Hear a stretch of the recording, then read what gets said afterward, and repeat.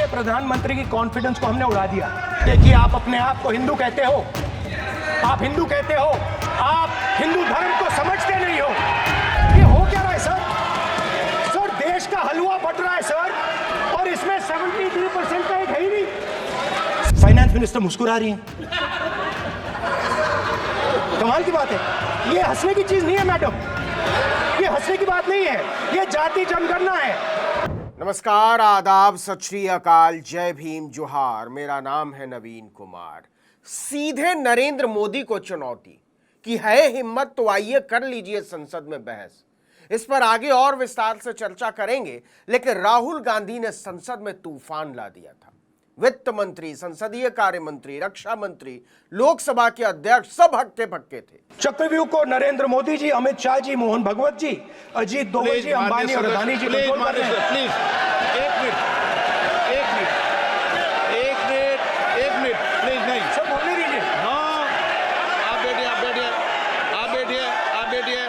आप बैठिए। राहुल गांधी जानते थे कि वो अडानी और अंबानी का नाम लेंगे और हंगामा हो जाएगा। असल बात यह है कि चक्रव्यूह की व्याख्या करते करते राहुल भाजपा और नरेंद्र मोदी को ही अपने चक्रव्यूह में फंसा चुके थे। अंबानी और अडानी का नाम लेने पर ओम बिरला जितने कसमसा रहे थे, राहुल गांधी उतने ही मुस्कुरा रहे थे। पहले जरा लोकसभा के अध्यक्ष को सुनिए। मैं प्रतिपक्ष के नेता से ये तो अपेक्षा करूंगा सही कि वो सदन की नियम मर्यादा को बने, ये अपेक्षा करता हूं। आप चाहे नहीं करें, पर मैं अपेक्षा करता हूं। ओम बिरला इतने प्रेडिक्टेबल हो गए हैं कि पूरा विपक्ष समझ गया है क्या बोलने पर वो कैसी प्रतिक्रिया देते हैं। तो राहुल गांधी जानते थे कि यही होने वाला है।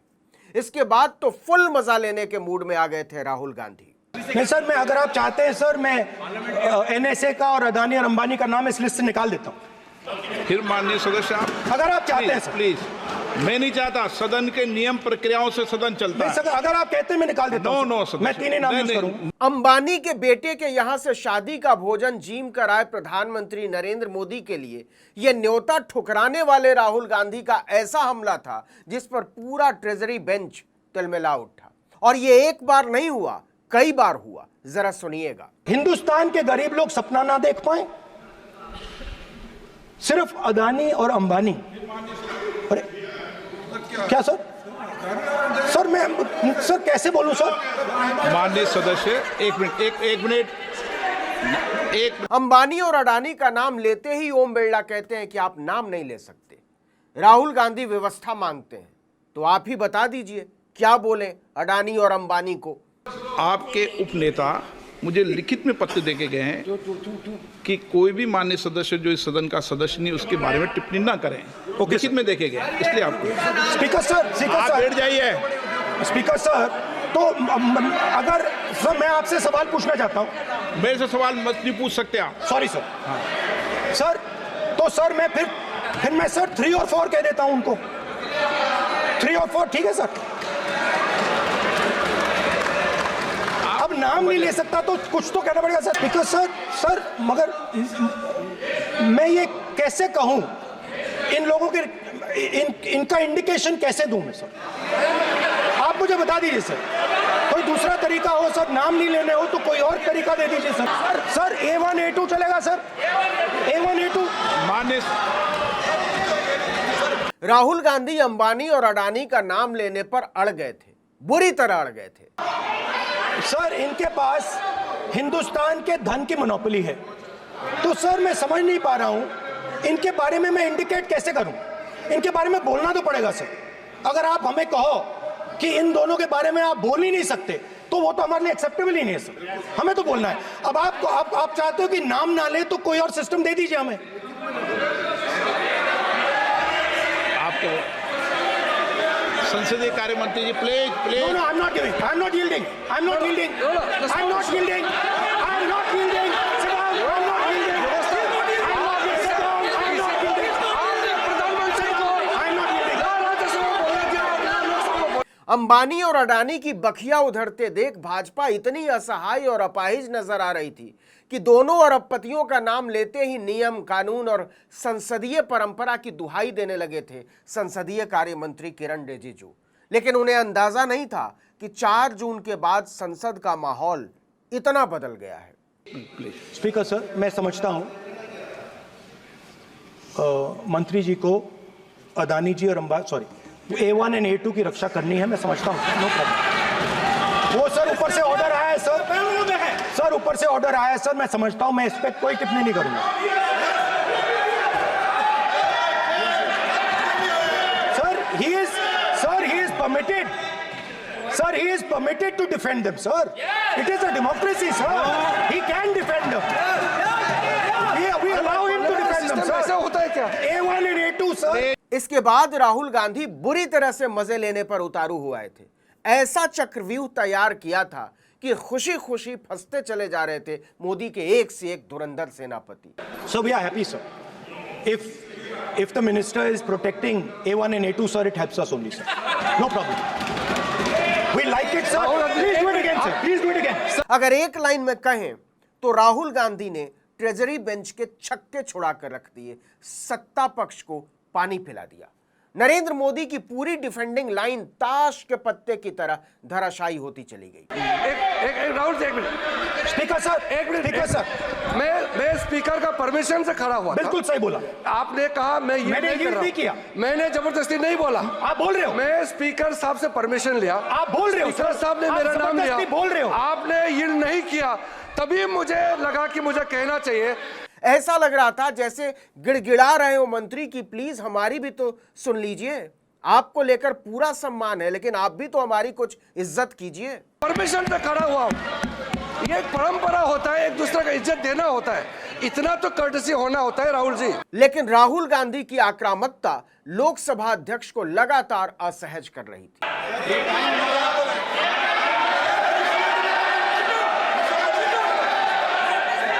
राहुल गांधी का व्यंग्य बीजेपी को बरछी की तरह चुभ रहा था।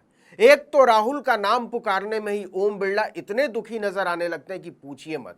ऊपर से राहुल इस दुख पर ऐसे ऐसे चट्टान रख देते हैं कि न हिलते बनता है न डुलते बनता है। तो सेकंड एलिमेंट सर, मैं बजट को एक्सप्लेन कर रहा हूं सर, मैं आ रहा हूं, वहीं आ रहा हूं। ओम बिरला भी समझ गए थे कि राहुल गांधी जो सोच कर आए हैं वो बोल कर जाएंगे। मोदी की राजनीति को बहुत मजबूत चक्रव्यूह में जकड़ लिया था नेता प्रतिपक्ष ने। तो आपने एक साइड पेपर लीक चक्रव्यूह, दूसरी साइड बेरोजगारी चक्रव्यूह। पेपर लीक मैं आपको बताता हूं 10 साल में 70 बार हुआ है, अगर आप जानना चाहते हैं। अगर आप जानना चाहते हैं 10 साल में 70 बार हुआ है। पहली बार सेना के जवानों को आपने अग्निवीर के चक्रव्यूह में फंसाया। इसके बाद मौका देखते ही राहुल गांधी ने छक्का जड़ दिया। ये आपने नौजवानों और जवानों को ही नहीं, किसानों को भी अपने चक्रव्यूह में फंसा रखा है। इस पर ऐसी मिर्ची लगी कि पूछिए मत। आपने उनको बॉर्डर पे बंद कर दिया, रोक दिया, आज तक रोड बंद है। आप उनसे बात करने को तैयार नहीं है। वो यहां आए, मुझसे मिलने आए, आप उनको अंदर नहीं आने दे रहे थे। माननीय सदस्य, आप सदन में असत्य नहीं कहे। आप वो सर, आप देखिए, एक मिनट, हाँ चलिए, चलो,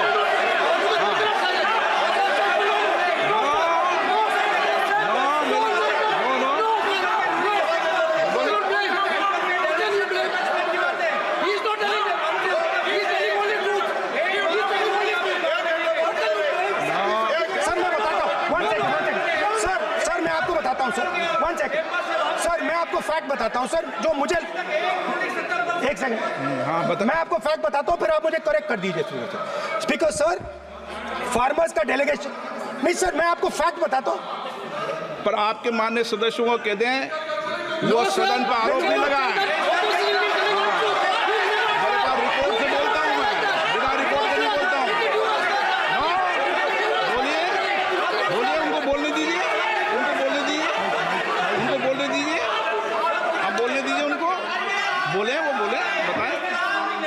बताएं, मैं बताऊंगा। Speaker sir, one second. Speaker sir, मैं आपको बताता हूं जो मुझे मालूम है। स्पीकर सर, मैं आपको बताता हूं। बैठिए। स्पीकर सर, हुआ क्या, वहां पे सर मुझसे मिलने एक फार्मर का डेलीगेशन आया। मुझे बताया गया कि फार्मर के डेलीगेशन को अंदर नहीं आने देंगे। मैं उनसे मिलने जब गया तब उनको अंदर आने के दिया गया था। सर ये फैक्ट है सर।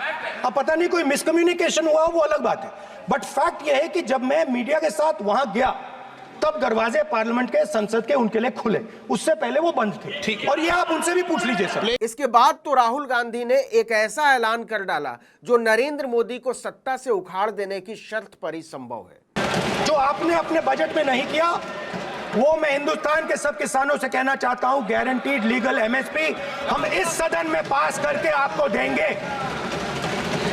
यह राहुल गांधी का कायांतरण है, परिस्थितियों की परिणति से एक स्वाभाविक नेता में कायांतरण। जब प्रधानमंत्री ने कोविड के समय उनसे थाली बजवाई थी तो उन्होंने दबाकर थाली बजाई, धड़ धड़ धड़ धड़ धड़ थाली बजा बजाई।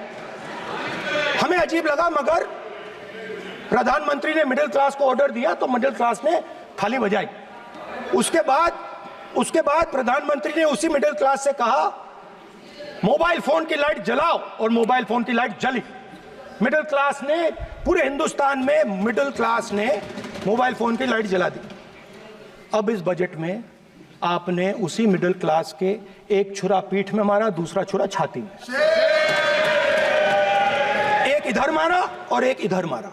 Rahul Gandhi short term capital gain और लॉन्ग टर्म कैपिटल गेन पर बढ़ाए गए टैक्स का जिक्र कर रहे थे, लेकिन वो यही नहीं रुकते। मिडिल क्लास अब आपको छोड़ने जा रही है और इस साइड आ रही है। तो मेरा कहना है जहां भी आपको मौका मिलता है आप चक्रव्यूह बना देते हो। एक चांस मिलता है आप चक्रव्यूह बना देते हो, हम चक्रव्यूह तोड़ने का काम करते हैं। इसके बाद फिर से राहुल चक्रव्यूह पर आ जाते हैं और लपेटे में आ जाती हैं वित्त मंत्री निर्मला सीतारमण। समझाने के लिए वो एक तस्वीर दिखाते हैं। ये तस्वीर उस रस्म की तस्वीर है जिसमें बजट की तैयारी करने के लिए अफसर हलवा बनाते हैं और खाते हैं, तभी संसद का टीवी बंद हो जाता है। आपने टीवी ऑफ कर दिया सर? नो टीवी कोई ऑफ नहीं है। वो देखिए सर, ऑफ हो गया। मेरा फोटो दिखा, कोई नहीं ऑफ था सर। ऑफ है सर? नो सर दिखाइए सर, एक ऑफ है सर। नो, आप टीवी ऑफ कर लेते हो। राहुल फिर से तस्वीर पर आ जाते हैं और सवाल उठा देते हैं सरकार में, नौकरशाही में दलित, ओबीसी, आदिवासी के प्रतिनिधित्व पर, कि आपने इस देश की बहुसंख्य आबादी को विकास के फ्रेम से ही गायब कर दिया है। लेकिन यह कहने का जो अंदाज चुनते हैं राहुल, उसने नरेंद्र मोदी जैसे भाषणबाज को भी सन्नाटे में ला दिया। मैं ये फोटो समझाना चाह रहा हूं सर। इसमें ये जो बजट का जो हलवा है सर, ये बट रहा है, और इस फोटो में सर मुझे एक ओबीसी अफसर नहीं दिख रहा, एक आदिवासी अफसर नहीं दिख रहा, एक दलित अफसर नहीं दिख रहा मुझे। ये हो क्या रहा है सर?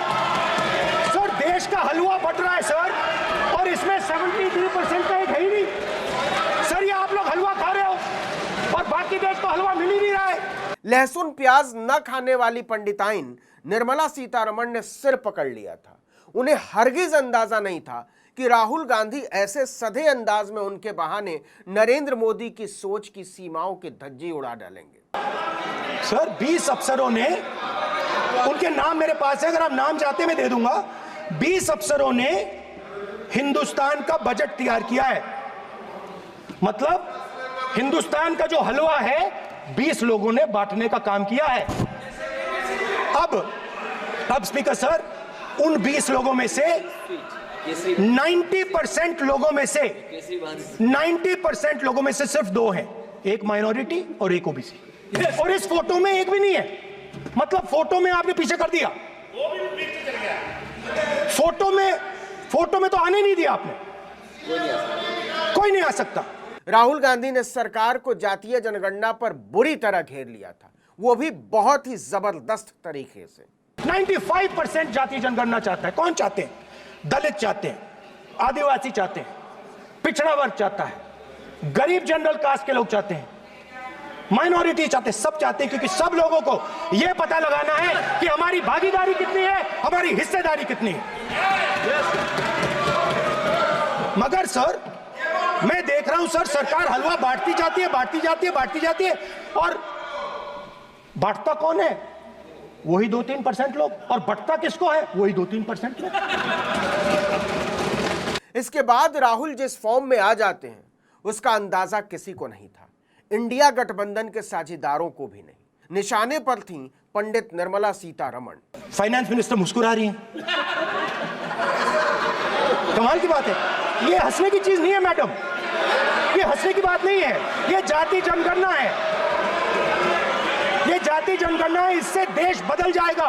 राहुल गांधी ने इशारों ही इशारों में जता दिया कि पंडित निर्मला सीतारमण जैसे लोगों के बस की बात नहीं है ओबीसी दलित आदिवासी के दर्द और उनकी तड़प को समझना। पद्मव्यूह वाले हैं, इनको गलतफहमी है, ये सोचते हैं कि देश के युवा, देश के पिछड़े लोग अभिमन्यु हैं, देश के पिछड़े लोग अभिमन्यु नहीं है, अर्जुन है। और वो जो आपका चक्रव्यूह है उसको फोड़ के फेंक देंगे, फेंकने वाले हैं। पहला कदम इंडिया गठबंधन ने ले लिया। लेकिन राहुल गांधी यहीं नहीं रुकते, सीधे प्रधानमंत्री नरेंद्र मोदी को चुनौती दे डालते हैं और कहते हैं कि मेरा संदेश उन तक पहुंचा दीजिएगा, उनकी 56 इंच की छाती को हमने चकनाचूर कर दिया है। आपके प्रधानमंत्री की कॉन्फिडेंस को हमने उड़ा दिया, मतलब आपके प्रधानमंत्री भाषण में आ ही नहीं पा रहे। और मैं आपको एडवांस में बता देता हूं, मेरे भाषण में कभी नहीं आएंगे। पूरी लोकसभा हैरान, भाजपा सन्न और लोकसभा के अध्यक्ष परेशान। क्या ये राहुल गांधी ही है? लेकिन इसके बाद जो ठहाका गूंजता है उसके संदेश को भी समझने की कोशिश कीजिए। सर इसमें क्या गलती है सर? एक बात बताइए, इसी को कहते हैं बदलाव, वरना यही संसद थी और यही ओम बिरला थे, गाजर मूली की तरह सांसदों को उठाकर संसद से बाहर कर दिया करते थे।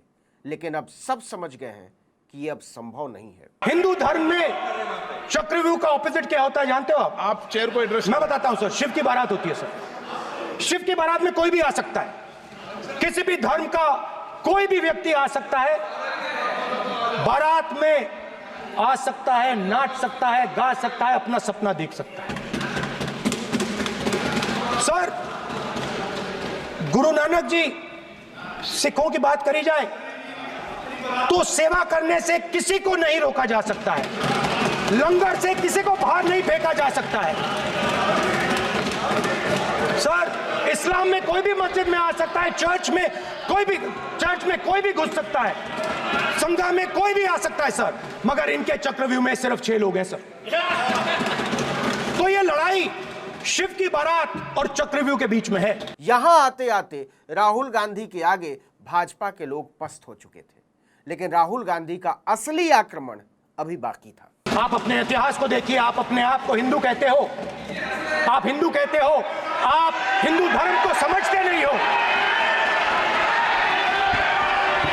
लोकसभा अध्यक्ष भी आसन पर करवट बदलने लगे थे। बैठे बैठे राहुल गांधी को नाथना भाजपा के लिए असंभव हो गया था, लेकिन राहुल की चुटकी खत्म होने का नाम नहीं ले रही थी। स्पीकर सर, तो अंत में मैं ये कहना चाहता हूं, अब शांत हो जाए, खत्म कर रहा हूं सर, घबराइए मत, डरो मत, डरो मत। वित्त मंत्री निर्मला सीतारमण बार बार माथा पीट रही थी कि ऐसे राहुल गांधी के बारे में तो कभी सोचा नहीं था हम लोगों ने। मैंने उनसे कहा कि आपको किस चीज से दुख होता है, किस चीज से आपको दर्द होता है। उन्होंने मुझे कहा राहुल बात सुनिए, आपको समझ आ जाएगी, बात सुनिए, समझिए। तब तक भाजपा को ख्याल आया कि इसको हिंदुओं के अपमान में बदल दिया जाए, लेकिन राहुल गांधी के लिए ये एक ऐसा बाउंसर था जिस पर उन्होंने छक्का जड़ दिया। नहीं, कोई अपमान नहीं किया, मैंने कोई अपमान नहीं किया, मैं कर नहीं सकता कभी, जिंदगी भर मरने तक मैं अपमान नहीं कर सकता। क्या बात कर रहे हो आप, क्या बात कर रहे हो? राहुल गांधी ने चर्चा तो शुरू की थी नरेंद्र मोदी के गढ़े हुए चक्रव्यूह से, लेकिन आगे बढ़ते बढ़ते उन्होंने मोदी सरकार के लिए खुद एक ऐसा चक्रव्यूह तैयार कर दिया था जिसमें उसके 52 वीर उलझते चले जा रहे थे। इस वीडियो में इतना ही, लेकिन अगर आपने आर्टिकल 19 इंडिया को अब तक सब्सक्राइब नहीं किया तो फौरन कर दीजिए, बेल आइकॉन दबाइए, घंटी जैसी आकृति, लाइक कीजिए और कमेंट करके बताइए हमारा वीडियो आपको कैसा लगा। हमारा ट्विटर हैंडल है article19_India और मेरा ट्विटर हैंडल है नवीन जर्नलिस्ट। नमस्कार।